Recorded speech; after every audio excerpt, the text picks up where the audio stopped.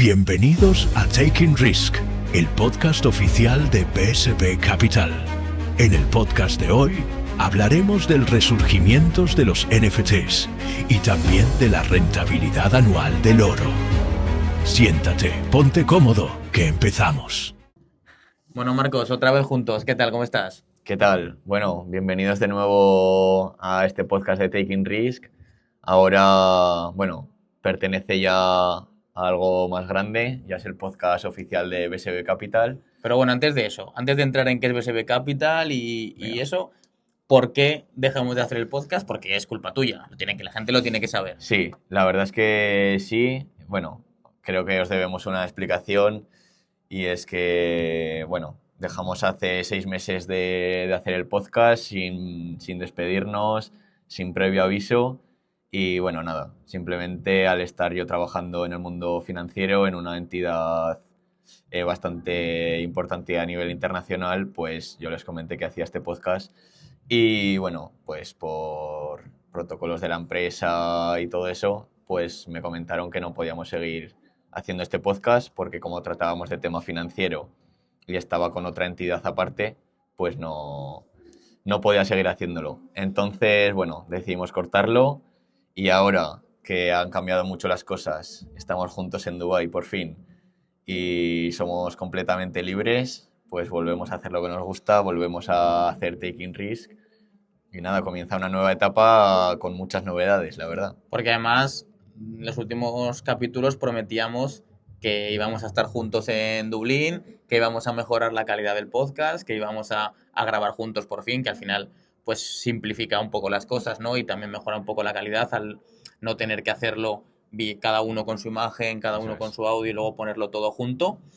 Así que pues ahora hemos vuelto, pero en vez de en Dublín, estamos en Dubái y como tú bien decías, de la mano de BSB Capital, que os vamos a explicar un poco qué es BSB Capital, ¿no? Como ya sabéis, si habéis seguido un poco el podcast, yo vine a Dubái ya hace un año y pico y para conseguir la residencia aquí tú tienes que constituir una empresa. Esa empresa fue BSB Capital. Que sí que empecé a moverla algo, pero la verdad que muy rápido pasó a ser simplemente una empresa que me servía para tener mi residencia. ¿Qué pasa? Que en ese caldo de cultivo de estar juntos en Dublín, pues Marcos me dijo, oye, a mí me apetecería montar algo relacionado con la inversión, asesoramiento, servicios financieros, y yo al final ya tenía la infraestructura de BSB Capital para hacerlo. Sí que fue un poco Marcos quien despertó esa semilla para resucitar BSB Capital y a partir de ahí pues se fue gestando todo y es por lo que estamos aquí, ¿no? Os presentaremos también más adelante lo que es la web y todos los servicios que vamos a tener en BSB Capital, pero para que os hagáis una idea, os vamos a ayudar tanto a poder invertir con seguridad y confianza por vuestra cuenta, como a aprender, ¿no? También queríamos ayudar a las personas no solo desde el punto de vista de una consultoría o de un asesoramiento como tal, sino también desde el punto de vista de la formación, pero marcando muy bien la diferencia con los típicos cursos de 3.000 euros Sí. para perder dinero haciendo trading, ¿no? No vamos a ir por esa rama, la verdad. Vamos a intentar que cada uno sea lo más autosuficiente posible y que aunque empecéis con nosotros, pues cada uno pues cada vez sea pues un poco más libre en sus inversiones, con más conocimiento y bueno, pues un poco más consciente de lo que está haciendo. Y bueno, eso, un poco lo que ha contado Juan. La verdad es que a lo largo de nuestras carreras hemos ido cada uno un poco por lados diferentes dentro de la inversión y juntarnos ahora en BSB Capital, yo creo que hemos montado un producto que es bastante completo y que aportando las dos ramas de la inversión tan marcadas que tenemos, yo creo que les va a ser bastante útil, además del podcast y bueno, todos los servicios que vamos a ir. Claro, al final si habéis visto alguno de nuestros episodios anteriormente, son dos líneas muy marcadas, ¿no? Marcos mucho más en la parte de esas finanzas tradicionales, de ese análisis de mercado tradicional, y yo mucho más pues en nuevas tecnologías, ¿no? Nuevas inversiones diferentes como es el sector cripto y otros activos alternativos, ¿no? Entonces yo creo que esa fusión de los dos nos hace también pues quizás mi locura se frena un poco con su racionalidad y al revés, su pasividad, ¿no? Su querer ser un poco más, tener un poco más de seguridad, se ve forzada también por mi apetito al riesgo, ¿no? Así que yo creo que es algo muy, muy interesante que se ve en el podcast, pero que desde luego lo vamos a llevar también a la empresa. Lo dicho, vamos a dejarlo por aquí, vamos a dejar el hype efervescente. Eso es. Y más adelante daremos más información, tanto de la página web como podéis contactar con nosotros y demás. Pero lo dicho, ahora ya no es Taking Risk, ahora es Taking Risk by BSB Capital. Genial. Pues bueno, como ya se he empezado a introducir un poco lo que ya sabían, pero todo el mundo de, pues bueno, cripto, nuevas tecnologías, me estuviste comentando el otro día que el tema de los NFTs está otra vez bastante candente por un reparto que ha habido recientemente, ¿no? Cuéntanos un poquillo más. Pues la verdad es que ha habido varias señales dentro del mercado de NFTs que lleva muerto desde ese boom, esa explosión que todo el mundo conoce del 2021, que yo creo que sobrepasó esa barrera de la inversión de los activos financieros y pasó ya al mainstream con Justin Bieber, Sí. Snoop Dogg comprando NFTs de monos por millones y millones de euros, ¿no? Todo ese FOMO, toda esa euforia desapareció, ¿no? Y veíamos datos en el mercado. Estoy haciendo un análisis que lo compartiremos más adelante, no podemos decir más para que la gente lo pueda ver. Pero bueno, básicamente todo el volumen y se había reducido un 92-93% desde los Sí. máximos de 2021. Se había quedado Y, seco, ¿no? y en precios, salvo una o dos colecciones, ¿Mm? también habían prácticamente desaparecido todo su valor. ¿Cuáles serán las colecciones que habían persistido? Pues sobre todo CryptoPunks, ¿vale? Hace poco tuvo un repunte también porque sacaron un proyecto, que tampoco voy a entrar en muchos detalles, pero básicamente su idea era levantar financiación para recomprar NFTs. Era una especie de market making Vale. de NFTs, ¿vale? El market making básicamente son pues, instituciones financieras que lo que hacen es actuar como contraparte en algunos activos. Pues algunos activos que son menos líquidos, el propio emisor del activo puede contratar a un tercero que a lo que se dedica es a poblar el libro de órdenes para que sea un activo más líquido, ¿no? Pues eso en NFTs era un problema serio, ¿no? Porque al final es un activo donde el mercado tiene mucho más difícil definir un precio y es mucho menos líquido. Entonces ya veníamos con algunas señales, pero ¿qué pasó? Pues tenemos que volver a Hype, a Hyperliquid, ¿no? Que es uno de los protocolos que está, desde luego, comandando el sector de las altcoins en este ciclo. Ya entraremos en más detalles si a la gente le interesa sobre análisis de Hyperliquid y qué proyecto tiene y por qué es tan importante. Pero en este caso, que estamos hablando de los NFTs, cuando Hyperliquid hizo el airdrop, uno de los airdrops más grandes de la historia en cuanto a valor económico, se comprometía a repartir un NFT Sí. a todos aquellos que estaban por encima de cierto rango. Vale. Cuando repartieron el airdrop, se comprometieron en repartir también un NFT que en principio no tenía ninguna utilidad asociada ni ningún valor. Simplemente es lo que se llama NFTs de foto de perfil, ¿no? Para ponértelos en Twitter y fardar, ¿no? Ser miembro de esa comunidad que ha Un poco de sido... estatus, ¿no? Efectivamente. Su valor, la mayoría de su valor es, por supuesto, una gran parte de especulación y otra gran parte de ese estatus que compras. Bueno, no se sabían más detalles. Total, que sin previo aviso, como suele hacer la fundación de Hyperliquid, anunció que había repartido este NFT, ¿vale? Con un suministro limitado a 4.600 unidades, que es relativamente poco, teniendo en cuenta que hubo más de 70.000 billeteras elegibles para el airdrop. Y que ahora Hyperliquid tiene más de 200.000 usuarios. Por tanto, es una porción que sí que define ese estatus, ¿no? Hombre, totalmente. Frente a otras opciones. Y bueno, pues vale. Diréis, nos han regalado un NFT, Ya está, ¿no? un JPG, una foto de un gatito, que ya la enseñaremos. Un gatito sin más. Bueno, ahora viene lo importante. Hablábamos de que el mercado de los NFTs estaba completamente muerto en volumen, que las colecciones perdían todo su valor. Bueno, pues sale este NFT, se fija en un floor price, que es decir, el precio mínimo que tú tienes que pagar para adquirirlo, de unos $70.000. Vale. ¿Vale? Para empezar, ¿no? Para empezar a hablar. Para empezar, y en las primeras 24 horas mueven más de 20 millones de dólares en volumen. Entonces, sí que es verdad que de momento ese impulso o ese poner otra vez los NFTs en el foco no se ha trasladado a otras colecciones en el mercado, pero esta en concreto sigue manteniendo muy buenos volúmenes, sigue en un floor price en torno a 60, 70 mil dólares y desde luego pues te hace pensar, ¿no? Hay que pensar también, desde luego, no sé si los NFTs van a ser una inversión rentable, no creo que todos, porque ya lo vimos en 2021, pero sí que algunas colecciones y fijándote en algunas métricas concretas, como puede ser un proyecto que ya es rentable, un proyecto que ya es muy sólido, un proyecto que ya genera mucho dinero y da dinero, una colección exclusiva de ese tipo de protocolos sí que puede tener sentido como inversión a la hora de diversificar dentro de la porción de inversión que tengas en tu cartera de riesgo, ¿no?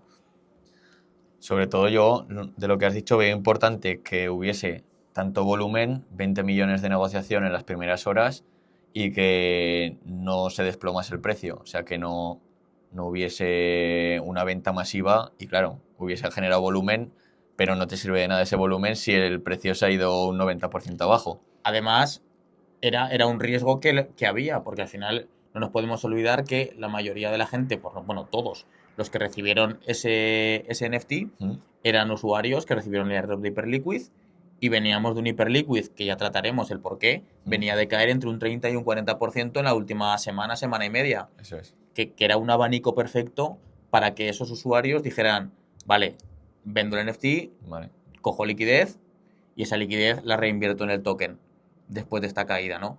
Y al revés, de hecho, salían estadísticas de que un 92% de los usuarios que recibieron los NFTs no vendieron ni listaron el NFT en el mercado. Por tanto, lo que sería el suministro circulante como tal es solo de un 8%, que es lo que está disponible en marketplace como OpenSea o DeepTrade, que es nativo de...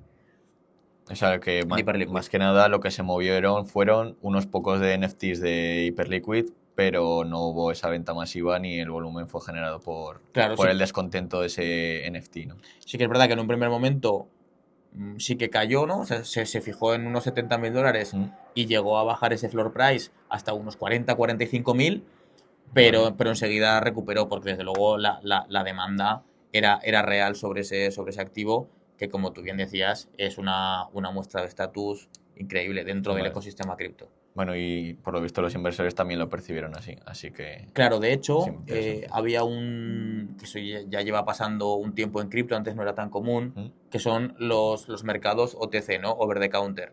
Que esto lo que quiere decir es que antes de que salga ese activo y antes de que haya un precio de mercado como tal, los compradores y los vendedores, a través de depositar un colateral por el valor de la venta, pueden negociar sobre ese activo. O sea, especulación antes de ver el producto, por así decirlo. Claro. Entonces, este NFT, vale, imagínate, yo soy elegible para que me den ese NFT, tú no y quieres comprarlo. Pues fijamos un precio y entonces lo que hacemos, como ese activo todavía no está, es hay una tercera parte que se encarga de esto. Imagínate que decimos que tú lo vas a comprar y yo lo voy a vender por 50 mil dólares. Vale. Yo deposito 50 mil dólares, tú depositas 50 mil dólares y en el momento que reparten el NFT, yo te lo puedo dar y recibo los 50 mil dólares, los míos de garantía más los tuyos, o en el caso de que salga por encima, yo me lo puedo quedar y tú como compensación recibirías mis 50 mil dólares. Ah, bueno. ¿Vale? Es un sistema un poco complejo, pero te permite hacer ese tipo de cosas. Bueno, pues dentro de ese contexto y de esa operativa ya había ventas por encima de los 80 mil dólares. Vale, o sea que más o menos ya... Por tanto, podemos ver dos cosas. Uno, que ese mercado OTC es bastante inteligente y bastante fiable a la hora de definir los precios de mercado, que es interesante a la hora de, pues, a lo mejor no quieres vender o no quieres comprar, pero si tienes ese activo o vas a tener ese activo, te puede servir ya para hacer estimaciones y planificaciones de cara, vale, pues si ya se está comercializando a este precio, yo tengo en cuenta este valor a la hora de saber qué movimientos puedo hacer, cómo puedo reestructurar mi cartera a lo mejor puedo coger más liquidez de aquí teniendo en cuenta que esta liquidez me va a llegar en cierto momento y es interesante a tenerlo en cuenta como al final la mejor forma de definir un precio es el mercado. Mucho más de Aunque no sea análisis. tan líquido. ¿O es Exacto. posible que la gente de Hyperliquid se fijase en ese mercado OTC para sacarlo a un precio similar? ¿O, Claro, o esa derivada no es posible? no, porque claro, el mercado de los NFTs es totalmente libre y descentralizado. Es decir, el emisor no puede fijar un precio mínimo. Ya, pero, o sea, los de Hyperliquid, decir, bueno, como hemos visto que OTC ya se está negociando en torno a 80.000, lo vamos a sacar a 70.000, un precio similar. No, ¿O no claro, se suele hacer eso? eso es lo que te digo. Ellos ¿Mm? no sacan nada o no comercializan nada. De hecho, es muy habitual que las colecciones de NFTs ¿Mm? tengan lo que se llaman regalías, que es un porcentaje de cada compra y de cada venta lo recibe el creador de los Vale. NFTs. En este caso ni siquiera eso existía. Ah, vale. ¿Vale? Entonces realmente todo el mercado es totalmente ajeno a ellos. Vale, Es vale, decir, vale. es como si a mí me reparten, a ti no, vamos al mercado, yo lo puedo listar a $150.000. Sí, sí, sí, pero... Claro, si tú no- me dices a 150.000 no te lo voy a comprar, ¿yo qué voy a hacer? Yo lo voy a ir Bajarlo, bajando, sí, sí, sí, lo voy a ir sí, sí. bajando. ¿Que nos encontramos en 70.000? Pues Pues... perfecto, en 70.000 Vale, nos vale, vale. encontramos. Vale, es un poco lo que comentaba antes, precisamente al ser NFTs, que hay pocas unidades y que se tienen que listar de forma manual, ¿Mm? la forma de encontrar ese precio es menos eficiente que en otro tipo de Ya. activos. Y menos líquido, por eso era importante el tema de los market makings. Pero desde luego, la fundación no recibió nada más que una vez más los elogios de toda la comunidad por hacer un airdrop sin tener que conectar billeteras directamente Vale. a la wallet y que además pues mantenía el valor y servía de verdad para el objetivo que lo crearon ellos. Ahora, ya para terminar este tema, Sí. no tiene ningún beneficio económico asociado al NFT, pero en los términos y condiciones del NFT sí abren la puerta a que pueda verlos. Por lo tanto, también ese precio está descontando Vale. Que la puede ser útil, posibilidad ¿no? de que en un futuro pueda tener algún tipo de beneficio económico asociado con la actividad de Hyperliquid, que ya comentaba antes que era muy, muy, muy, muy rentable, ¿no? Vale, o sea que puede ser, además de una foto, algo que te dé algo más, ¿no? Efectivamente. Vale, pues bueno, bastante interesante este tema de los NFTs. Yo la verdad es que nunca he tenido uno, así que no sé, igual puede ser el momento de empezar ahí. Y yo he tenido demasiados. Sí, ¿no? Entonces, bueno, y ahora vamos a pasar un poco a qué es lo que ha pasado estos 6 meses así en el mercado tradicional. Y bueno, también tocamos un poco de cripto para ver todo este ciclo que comentábamos antes de hacer la pausa del podcast. Entonces, bueno, nosotros más o menos paramos de hacer el podcast más o menos en marzo y es en un momento clave, porque me acuerdo que el último podcast de la temporada anterior fue titulado como el final de esos aranceles que hablaba Trump, que ahora ya prácticamente nadie se acuerda, pero que en marzo-abril parece que se iba a acabar el mundo, ¿no? ¿Qué ha pasado desde entonces? Pues que como íbamos analizando en términos de liquidez, aparte de todas las noticias que salían en el mercado para manipular a todos los inversores, pues el mercado desde entonces el SP500 ha hecho más de un 30% de rentabilidad, el oro ha hecho uno de los mejores años de su historia, bueno, está haciendo uno de los mejores años de su historia, la plata también, Bitcoin, hoy nos despertábamos con máximos históricos. Entonces, bueno, en toda esa incertidumbre que teníamos en marzo o abril, una vez más, lo que había que haber hecho era poner toda la carne en el asador, Totalmente. aunque diese miedo, aunque no apetecía en ese momento, pero si hacías caso a métricas importantes como llevo monitoreando todo este año, como es la liquidez, debido a diferentes suscripciones premium que tenemos ya también en BSB Capital, podemos monitorear esas variables y nos están dando unos pronósticos de mercado anticipados bastante interesantes. ¿Qué es lo que vemos ahora? Unas noticias que estas últimas semanas han agitado bastante los mercados es que el oro, aparte de seguir haciendo máximos históricos, parece que está habiendo un poco más de manipulación de la cuenta. Parece que los especuladores con opciones, que son un tipo de instrumento financiero, bueno, de mucho riesgo, y es un tipo de derivado que lo suelen utilizar pues especuladores con muy poca aversión al riesgo. Vemos como las call en ETFs de oro están disparadas como nunca las hemos visto. Esto puede dar a pensar de que el oro puede hacer una pausa en estas próximas semanas o meses, y que todo ese dinero que ha ganado la gente invirtiendo en oro, pueda transicionar hacia otros activos de riesgo, como Dímelo. puede ser, Dímelo. como puede ser Bitcoin, Ethereum y, bueno, puede ser SP500 o Small Caps, por ejemplo, en Estados Unidos.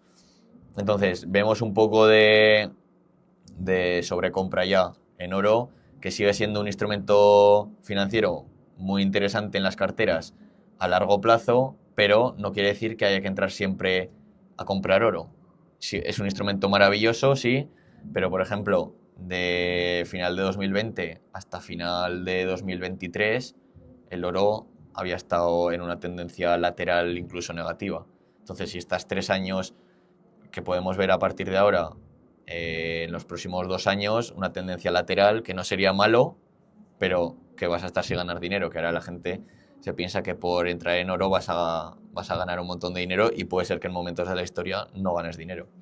Entonces, cuidado con el oro, que puede haber una pausa y puede ir a Bitcoin, que ya parece que está sucediendo esto que comentamos. De hecho, no lo íbamos a comentar aquí, lo queríamos dejar para la academia, pero voy a hacer simplemente un análisis muy corto y muy sencillo.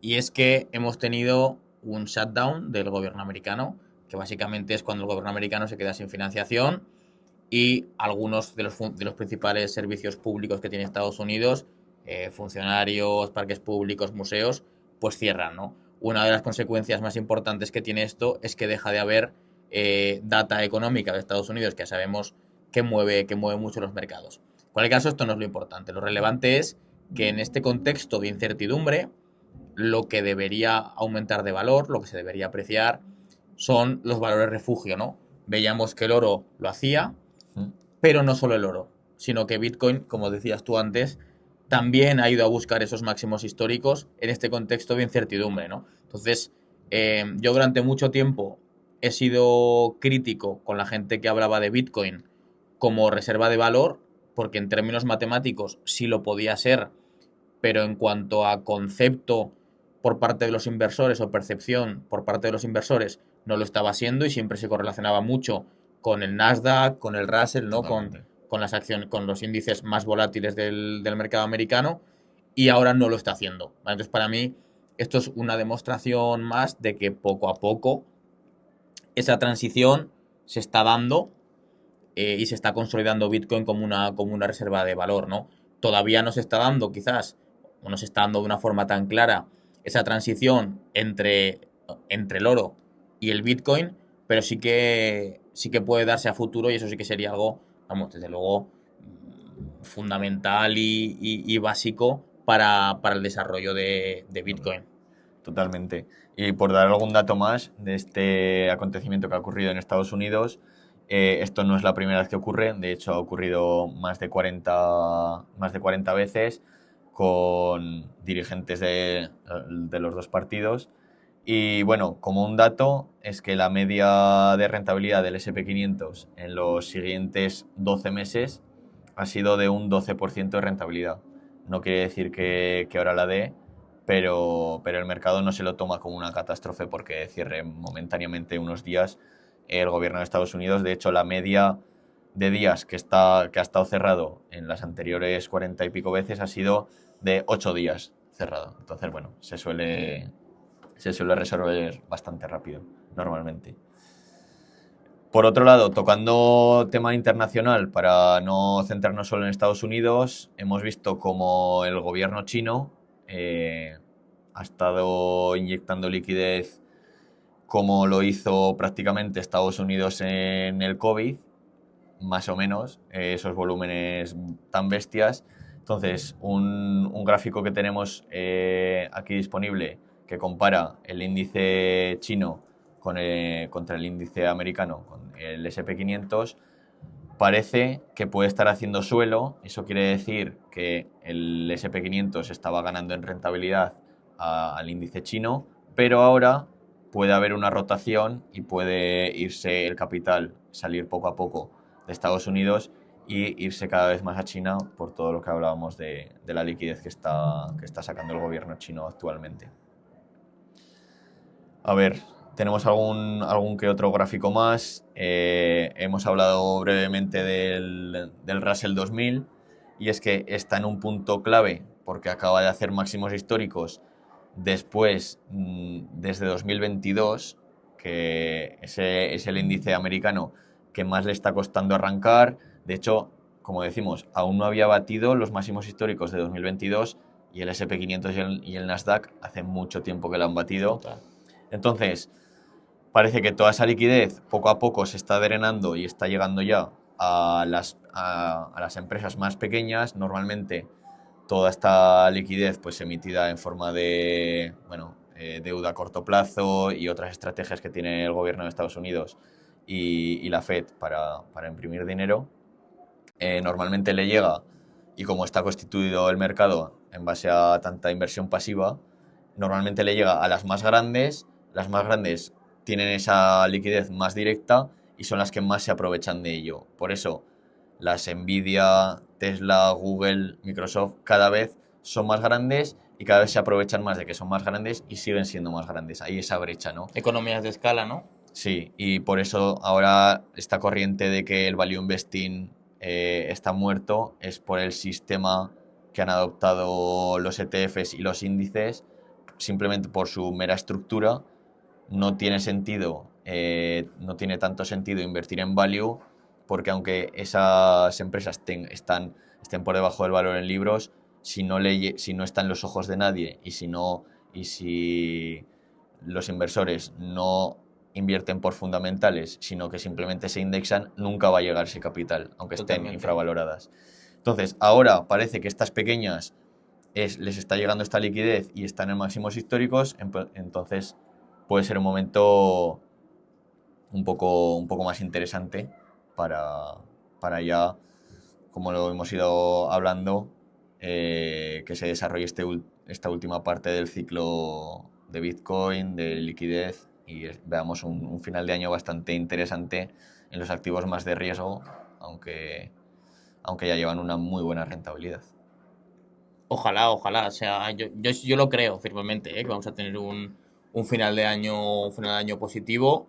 Veremos también, somos muy pesados, en general el mercado es muy pesado con la política monetaria estadounidense, pero bueno, al final es un poco lo que guía o lo que sirve de excusa para el movimiento en el mercado, ¿no? Sí. Así que si continuamos con recortes de tipos, como tú decías, la liquidez se va filtrando y el apetito del riesgo, el apetito al riesgo va incrementando, pues lo que tú dices, tendremos un buen final de año en cripto. Bueno, y en activos de riesgo en general. Sí. Vale, pues bueno, yo creo que este primer podcast de la nueva temporada lo vamos a ir dejando por aquí. Queremos hacer podcast de media hora, ¿vale? Y si alguna vez nos extendemos un poco más, lo queremos llevar es a un contenido más privado, que solo lo subiremos pues a nuestra academia, que será pues eso, una parte extendida del podcast solamente para clientes de BSB Capital, aportando un valor extra y bueno, que se puedan aprovechar de todo este conocimiento para invertir un poco con más conocimiento. Totalmente. Tanto temas que no nos dé tiempo a tratar, como la base de documentos e información que utilizamos Sí. para preparar lo que comentamos aquí en el podcast. Así que lo dejamos por aquí y ya sabéis, Taking Risk by BSB Capital. Un saludo.